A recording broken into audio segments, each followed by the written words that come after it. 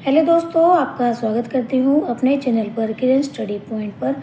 आज हम लेकर आए हैं बुक कक्षा 10th की और इस बुक का नाम है क्षितिज। और आज हम करने वाले हैं क्वेश्चन आंसर जो रहेंगे चैप्टर 1 के रहेंगे। तो चलिए शुरू करते हैं। चैप्टर का नाम रहेगा नेताजी का चश्मा और इसके जो क्वेश्चन आंसर हैं वो यहाँ से शुरू होते हैं। तो चलिए शुरू करते हैं एक एक करके। पहला क्वेश्चन रहेगा, सेनानी ना होते हुए भी चश्मे वाले को लोग कैप्टन क्यों कहते थे?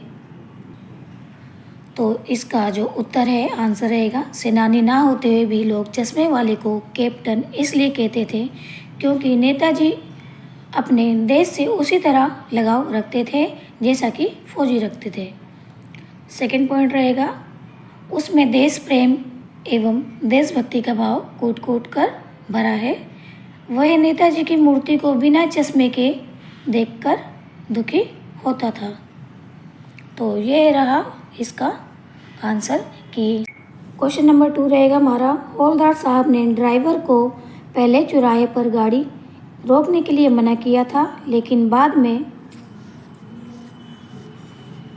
बाद में तुरंत रोकने को कहा। तो इसमें हमारे 3 क्वेश्चन रहेंगे। तो पहला क्वेश्चन है, का हवलदार साहब पहले मायूस क्यों हो गए थे? तो इसका आंसर रहेगा, हवलदार साहब इसलिए मायूस हो गए थे क्योंकि वे सोचते थे कि कस्बे के चौराहे पर मूर्ति तो होगी पर उनकी आंखों पर चश्मा ना होगा। अब कैप्टन तो जिंदा नहीं है जो मूर्ति पर चश्मा लगाए। नेक्स्ट हमारा क्वेश्चन रहेगा, मूर्ति पर सरकंडे का चश्मा क्या उम्मीद जगाता है? मूर्ति पर सरकंडे का चश्मा यह उम्मीद जगाता है कि देश के बच्चों में देश प्रेम एवं देशभक्ति समाप्त नहीं हुई है। नेक्स्ट क्वेश्चन देखते हैं हम, हवलदार साहब इतनी सी बात पर भावुक क्यों हो उठे? हवलदार साहब सोच रहे थे कि कैप्टन के ना रहने से नेताजी की मूर्ति चश्मा विहीन होगी, परंतु जब यह देखा कि मूर्ति की आंखों पर सरकंडे का चश्मा लगा हुआ है तो उनकी निराशा आशा में बदल गई। यह बात सोचकर वे भावुक हो गए। क्वेश्चन नंबर 3 हमारा है, आज से स्पष्ट कीजिए। बार बार सोचते क्या होगा उस कौम का जो अपने देश की खातिर घर गृहस्थी, जवानी, जिंदगी सब कुछ होम देने वालों पर भी हंसती है और अपने लिए बिकने के मौके ढूंढती है। तो ये जो वाक्य है इसका हमें आज से स्पष्ट करना है। चलिए देख लेते हैं इसका क्या अर्थ निकलता है। इस वाक्य का आशय यह है कि इस पंक्ति का आशय यह है कि आज की कौम इतनी मतलबी हो गई है कि उन लोगों को भी भूल गई है जिन्होंने इस देश के लिए अपने प्राण तक त्याग दिए। आज की कौम पूरी तरह से स्वार्थी हो चुकी है और अपने स्वार्थ के लिए देश से भी गद्दारी करने को तैयार है।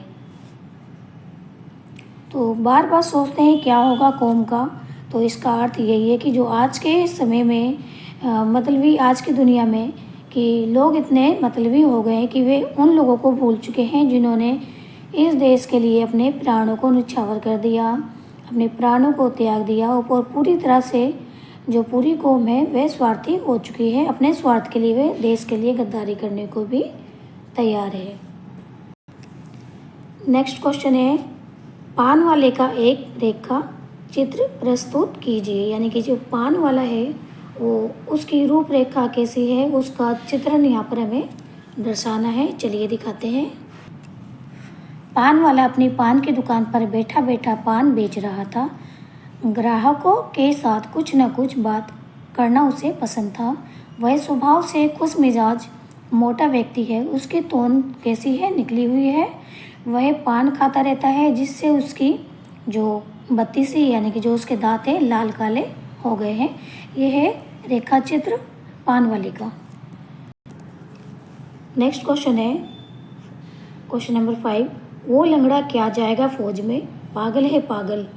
कैप्टन के प्रति पान वाले की इस टिप्पणी पर अपनी प्रतिक्रिया लिखिए। इसका जो आंसर रहेगा वह लंगड़ा क्या जाएगा फौज में, पागल है पागल। पान वाला कैप्टन चश्मे वाले के बारे में कुछ ऐसी ही घटिया सोच रखता है। उसका इस तरह मजाक उड़ाना उचित नहीं है। वास्तव में कैप्टन उपहास का नहीं, सम्मान का पात्र है, जो नेताजी की मूर्ति पर चश्मा लगाकर अपना देश प्रेम दिखाता है। क्वेश्चन नंबर 6 है, निम्नलिखित वाक्य पात्रों की कौन सी विशेषता की ओर संकेत करते हैं। पहला है, हवलदार साहब हमेशा चौराहे पर रुकते और नेताजी को निहारते। तो हवलदार साहब के अंदर छिपी देश प्रेम की भावना झलकती है। यानी कि जो पहला था हमारा, हवलदार साहब हमेशा चौराहे पर रुकते और नेताजी को निहारते, क्योंकि उनके अंदर जो देश प्रेम छिपा था ये उनकी भावना को दर्शाता है।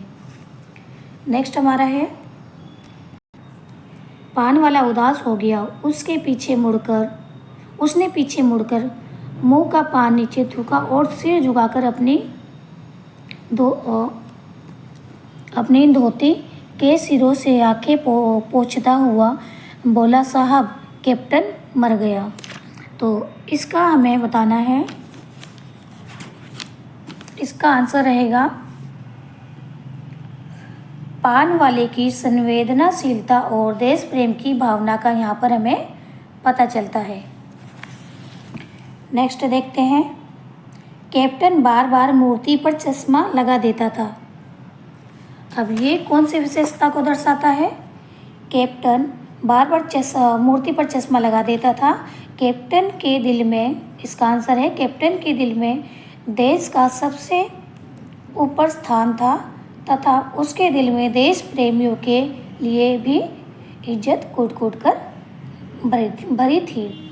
तो जो कैप्टन बार बार मूर्ति पर चश्मा लगा देता था, तो यही इसका आंसर है कि उसके मन में जो देश प्रेम था काफ़ी सर्वोपरि था, और देश प्रेम होने के नाते उसमें जो देशभक्ति थी कूट कूट कर भरी हुई थी। क्वेश्चन नंबर 7, जब तक हवलदार साहब ने कैप्टन को साक्षात देखा नहीं था, तब तक उनके मानस पटल पर उसका कौन सा चित्र रहा होगा, अपनी कल्पना से लिखिए। इसका आंसर है, हवलदार साहब ने जब तक कैप्टन को देखा नहीं था, तब तक उनके मानस पटल पर कैप्टन की एक रोबदार व मजबूत काया वाले आदमी की छवि रही होगी, और इसी छवि होने के कारण उन्हें कैप्टन कहा जाता था। नेक्स्ट क्वेश्चन देखते हैं, सीमा पर तैनात फौजी ही देश प्रेम का परिचय नहीं देते। हम सभी अपने दैनिक कार्यों में किसी न किसी रूप में देश प्रेम प्रकट करते हैं, जैसे सार्वजनिक संपत्ति को नुकसान ना पहुंचाना, पर्यावरण संरक्षण आदि। अपने जीवन जगत से जुड़े ऐसे और कार्यों का उल्लेख कीजिए और उन पर अमल भी कीजिए। इसका आंसर है, ज़रूरतमंदों की मदद करनी चाहिए, जितना हो सके सरकार की सहायता करनी चाहिए, हमें देश की प्रगति में बढ़ चढ़कर भाग लेना चाहिए, और इसी तरह से जो भी अच्छे कार्य हैं हमें करते रहने चाहिए। कोई नेक्स्ट क्वेश्चन है, भाई खूब क्या आइडिया है। इस वाक्य को ध्यान में रखते हुए बताइए कि एक भाषा में दूसरी भाषा के शब्दों के आने से क्या लाभ होते हैं। इसका आंसर है, किसी भाषा में दूसरी भाषाओं के शब्दों के आने से उस भाषा की भाव अभिव्यक्ति की क्षमता बढ़ जाती है। इस प्रकार के शब्दों के प्रयोग से वाक्य अधिक प्रभावशाली होते हैं तथा दूसरी भाषा के कुछ शब्दों की जानकारी भी प्राप्त होती है। तो दोस्तों, ये था हमारा चैप्टर नंबर 1 क्षितिज बुक का, और चैप्टर का नाम है नेताजी का चश्मा। आशा करती हूँ आपको ये क्वेश्चन आंसर समझ आ गए होंगे। तो दोस्तों, इसी तरह की वीडियो को देखने के लिए चैनल को लाइक और सब्सक्राइब करना ना भूलें। साथ में बेल आइकन को भी ज़रूर प्रेस कीजिए। आगे भी आपको इसी प्रकार से नोटिफिकेशन मिलती रहेगी और आपके सॉल्यूशन मिलते रहेंगे। जय हिंद, जय भारत।